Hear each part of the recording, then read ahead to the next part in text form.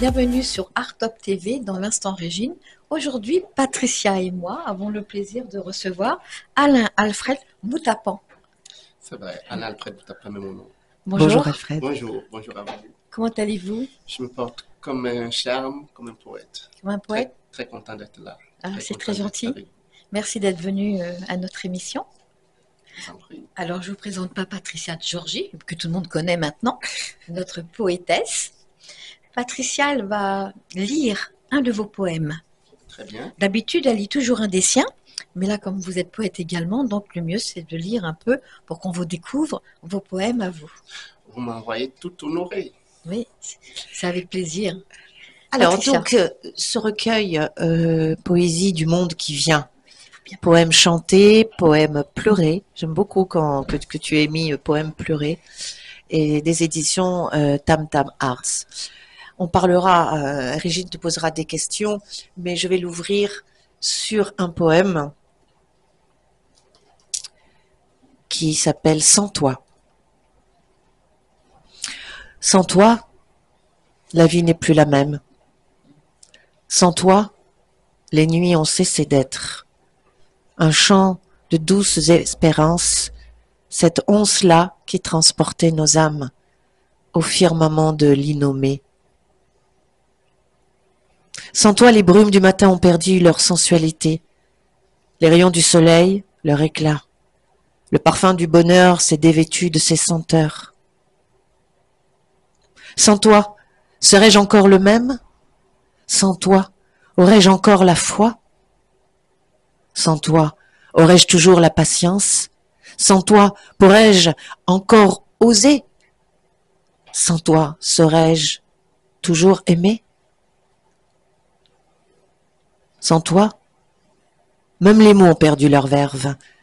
La lumière est devenue ombre, le jour est devenu la nuit, le soleil a oublié de se lever, les fleurs ont fané. Sans toi, ma vie pourrait-elle être encore la même? Tu étais donc mon soleil, tu étais donc mon diamant, mon clair de lune. Sans toi, mes repères se sont effacés. Sans toi, mes forces se sont épuisées. Mes rêves se sont brisés. Sans toi, que deviendrais-je? Qu'est-ce que c'est joli? Oui, très beau poème. Oui, Très beau poème. adressé à la femme qu'on aime. Absolument. Voilà. Absolument. Vous pouvez parler devant le micro, s'il vous plaît. Oui, bien sûr. Vous l'avez écrit quand, ce poème? Je l'ai écrit il y a à peu près 2 ans. 2 ans.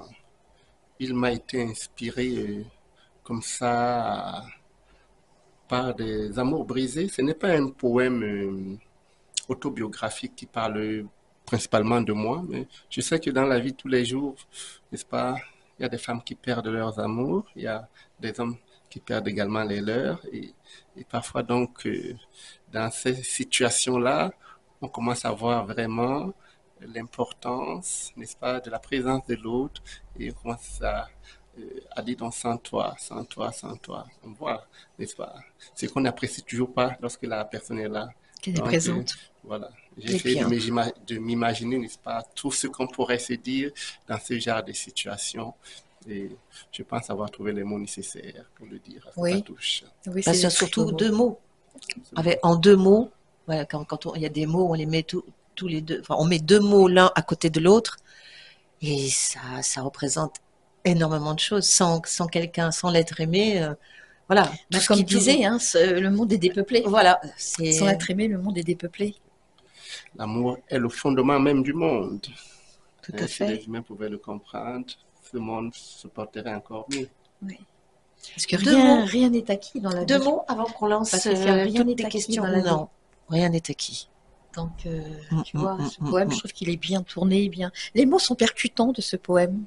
Tout à fait. Et c'est ça la force du poète. Il faut réussir à trouver des mots justes, les poser de sorte qu'au-delà de soi, au-delà de soi-même, que les autres également puissent percevoir, sentir, vivre, n'est-ce pas, l'instant même.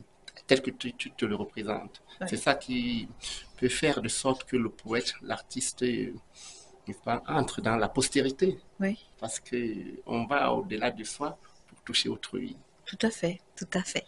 Tu voulais 2 mots, c'est ça, hein? Oui. Je voudrais que tu me donnes 2 mots, Alain. 2 mots que tu aimes ou 2 mots de ton humeur d'aujourd'hui ou peut-être même 2 mots De ce du poème. de ce poème. Amour, vérité. Amour et vérité.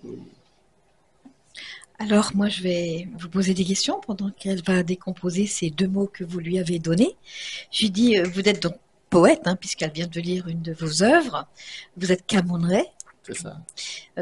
Pour que nos auditeurs en sachent un peu plus sur lui, vous êtes titulaire d'une maîtrise de droit public C'est vrai. Au d'un final, à mas- l'université de Metz. à l'université de Metz Metz. en Lorraine. Là-bas. Vous étiez là-bas. Oui, j'y ai étudié. J'ai passé de très bons moments là-bas. Vous êtes titulaire également d'un Master 2 à l'École des hautes études internationales à Paris De Paris. et un doctorat en diplomatie culturelle africaine. Oui, Ça fait beaucoup de diplômes, ça. oui. Vraiment les diplômes chez nous. Nous sommes atteints d'une maladie qu'on appelle la diplomite au Cameroun. Ah oui. Mais ce n'est que mieux, je dirais. Oh oui, paraît-il. Paraît-il. Toi, tu connais ton sujet. Absolument. Oui. Vous intervenez comme expert dans plusieurs colloques prestigieux du reste. Qu'est-ce que cela vous apporte dans votre vie, ces colloques?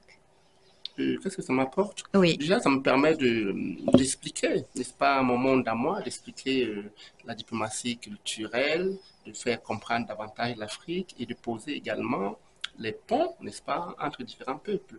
C'est ça, en fait, partager mes connaissances, partager ma vision du monde, la parole juste, la pensée juste, l'action juste. Faire partager ça au plus grand nombre. Faire comprendre, n'est-ce pas, aux participants de ces colloques-là, que vivre sur Terre est une bénédiction et le vrai but de la vie sur Terre, contrairement à ce que peuvent penser les gens, ce n'est pas d'accumuler les richesses matérielles, mais c'est de créer, n'est-ce pas, autour de soi les conditions d'amour, les conditions de justice et de vérité. C'est ce que nous appelons chez nous, alors c'est ce que nous appelions dans l'Afrique ancienne la Maat. la Maat, Équilibre. Et vérité, n'est-ce pas? Vérité, recherche de la vérité, recherche constante de la vérité, La vérité. n'est-ce pas? Maat. De la justice, de l'équilibre, de tout et de tout. Et c'est ça même le fondement de la vie. Toujours se poser des questions importantes. D'où viens-je? Qui suis-je? que fais-je? Quelle est ma mission sur Terre? Où irai-je après la mort? C'est ça qui devrait, n'est-ce pas, sous-tendre nos vies sur la Terre. Et non pas combien de voitures je vais avoir, combien de maisons je vais laisser, écraser les gens, tuer, détruire pour soi-même.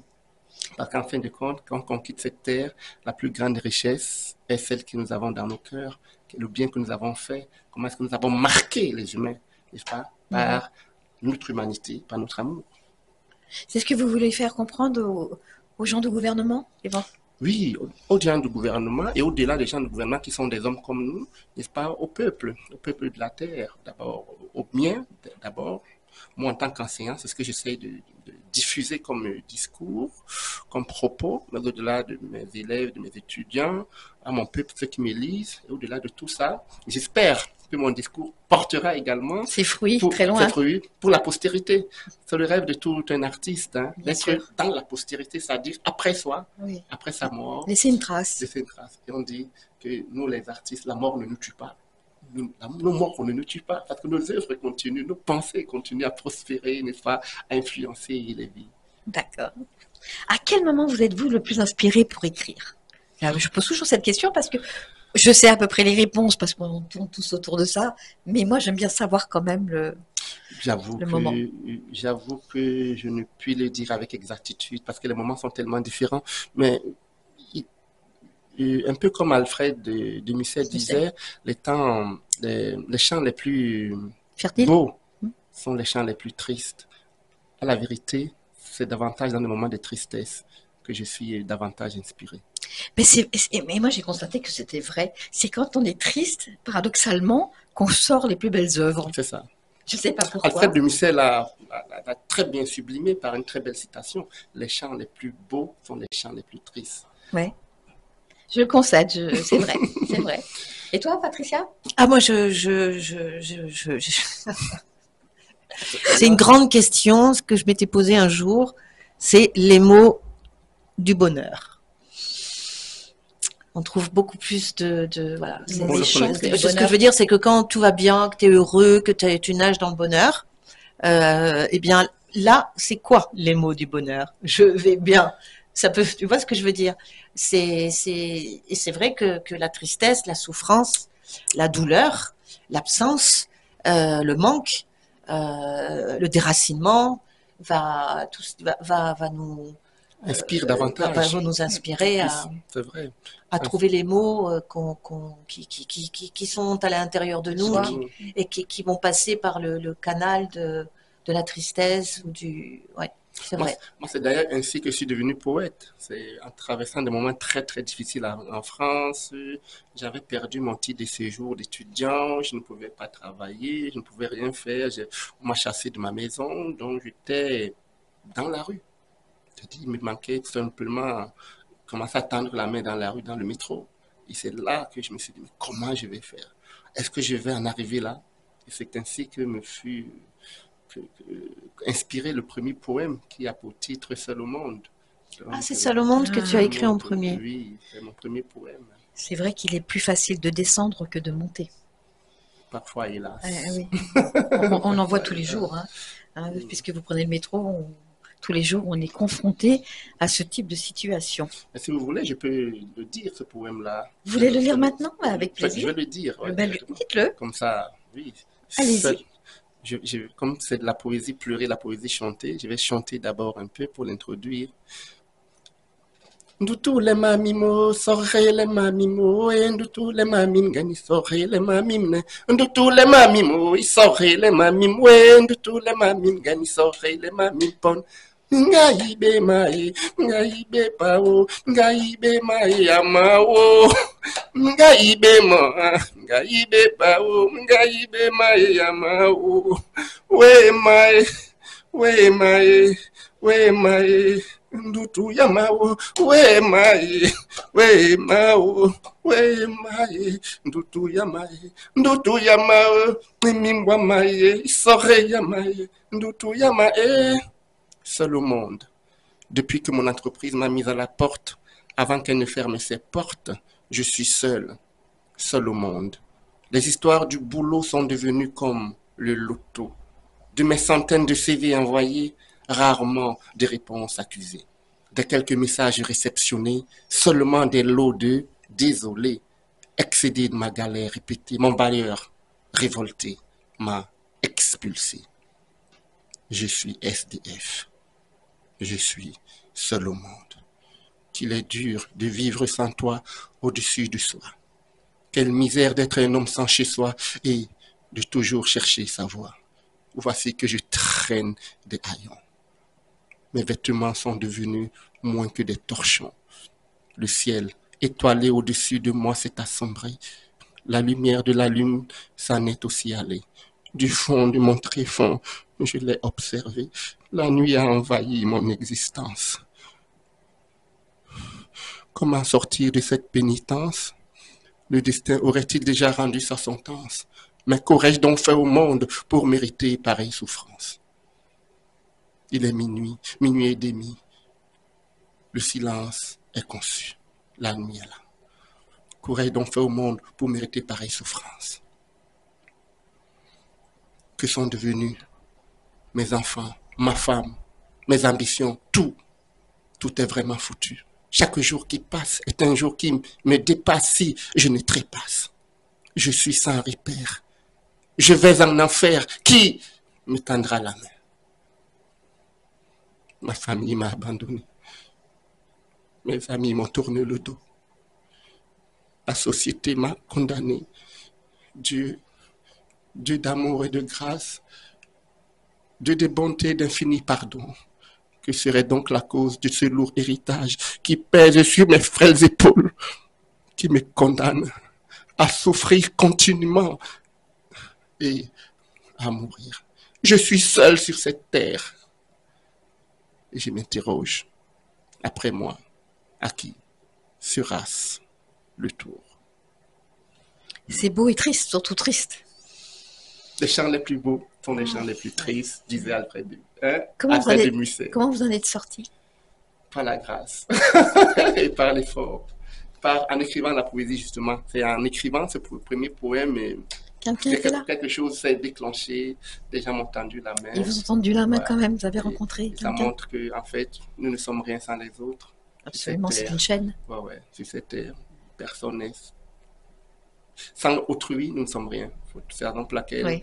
on devait pouvoir apprendre dès l'école primaire aux enfants donc, comment dire ça, le pouvoir, n'est-ce pas, de faire ensemble, de vivre ensemble, quoi. Quelle que soit son intelligence, quelle que soit sa force, sa richesse, son pouvoir seul, la vie n'est pas possible.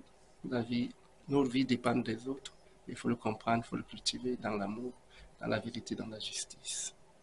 Très beau et c'est très touchant. Je voulais lui poser la question, pourquoi tu as décidé de clamer ta poésie?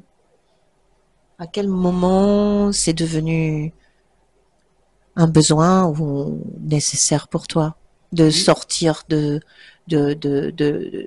l'écrit pour dire sa poésie? En fait, j'ai toujours, depuis le début, toujours? Depuis, j'ai commencé, dès que j'ai écrit mon premier poème, je savais qu'il fallait que je le dise. À la vérité, étant très jeune, je disais déjà également des poèmes des autres. Et j'avais du succès là-dedans. Donc, quand j'étais à l'école primaire, j'étais célèbre dans mon école parce que je disais des poèmes. Donc, quand j'ai commencé à écrire moi-même, c'est donc tout naturellement. Et surtout, comme j'étais confronté à un défi personnel, un défi de la vie, comment pouvoir vivre à Paris, loin des miens, loin de mon peuple, loin de mon pays, de mes terres, de mes sources, comment survivre ici. Il n'y a que la poésie qui m'a tendu la main. Et comment vivre avec la poésie, il fallait que je la déclame. En la déclamant, les gens m'ont écouté et c'est ces gens qui m'ont tendu la main. Ils ont dit, non, vous faites du bon travail, nous sommes là pour vous. Oui, parce que la structure de poème, pour l'avoir un petit peu abordé aussi, c'est comme une colonne en fait. Et j'ai l'impression que ça représente un peu une verticalité, justement, se tenir droit.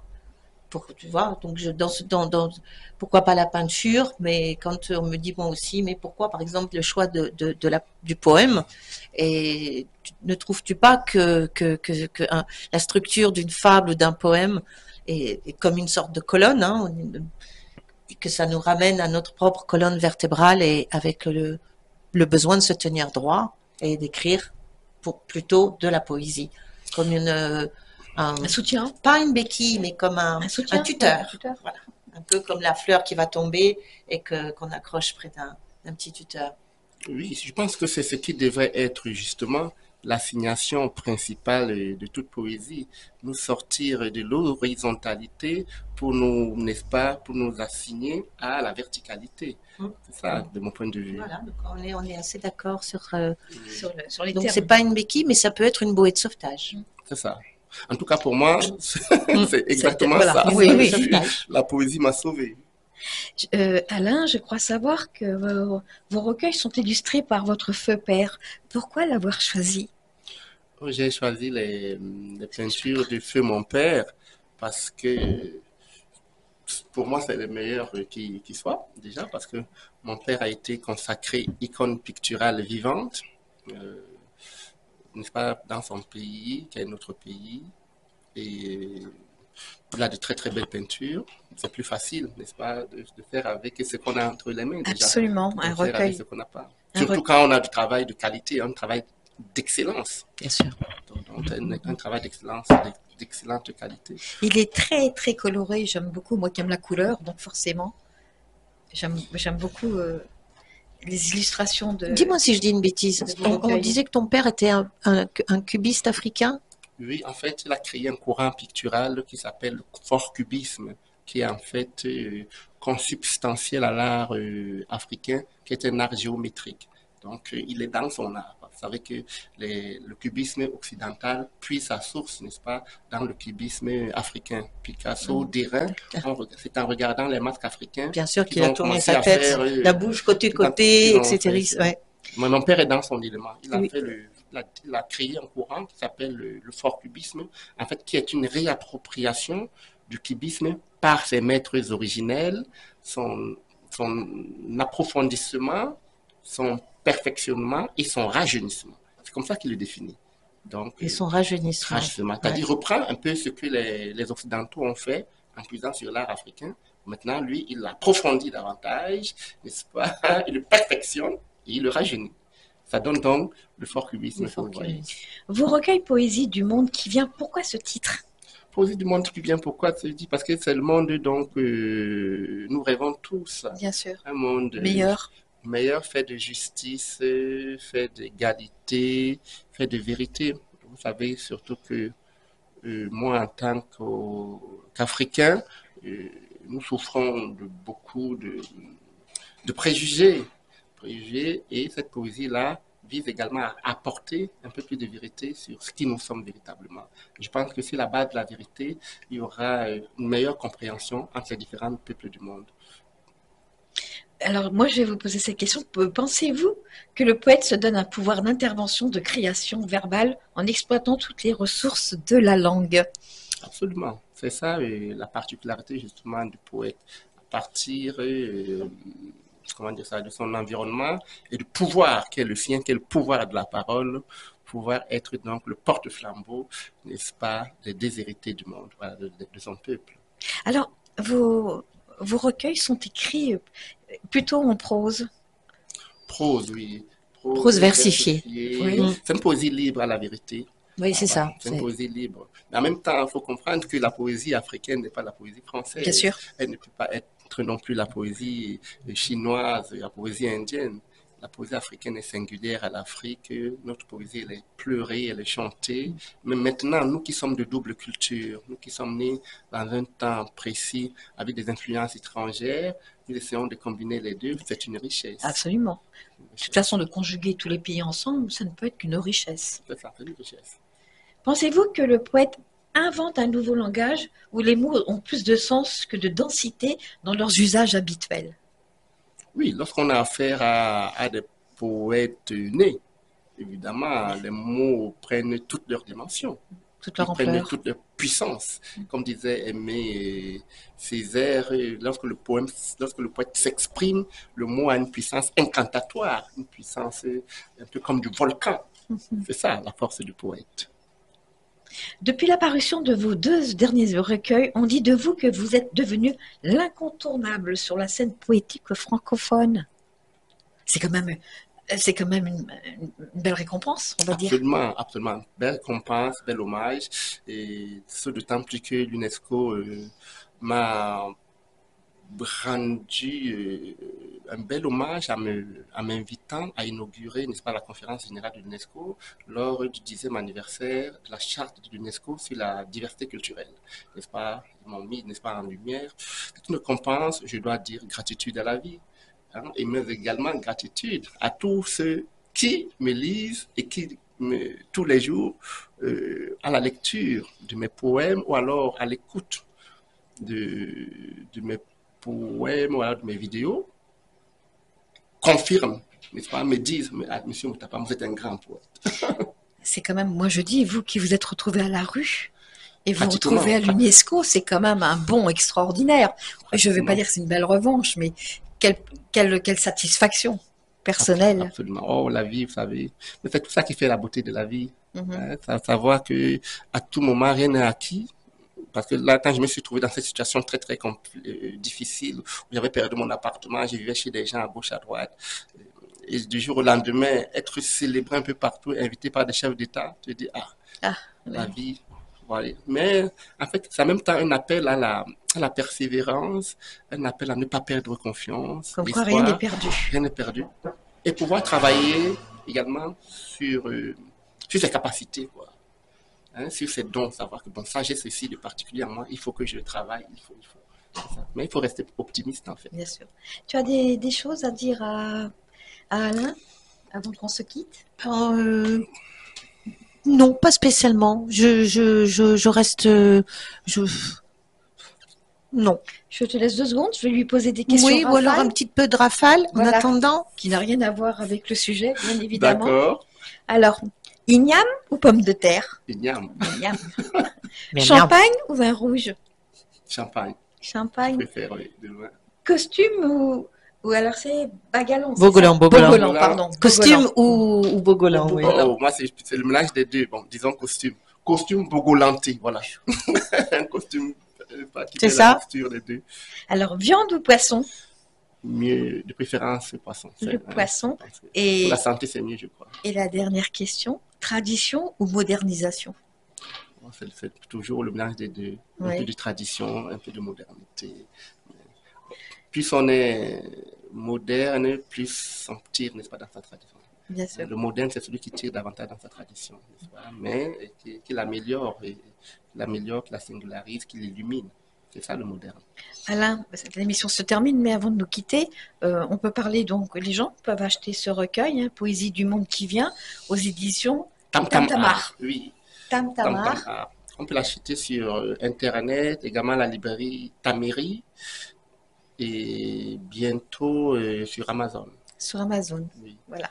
Est-ce que si les gens voudraient en savoir un peu plus sur vous, où est-ce qu'ils peuvent lire des choses sur vous, se renseigner sur vous? Sur Internet, en tapant simplement mon nom, poète Alain Alfred Moutapam. Ils ont, n'est-ce pas, bien de choses sur moi, sur mon parcours, sur ce que je fais en matière poétique, comme dans bien d'autres domaines. D'accord. Je suis totalement pluridisciplinaire. Bon.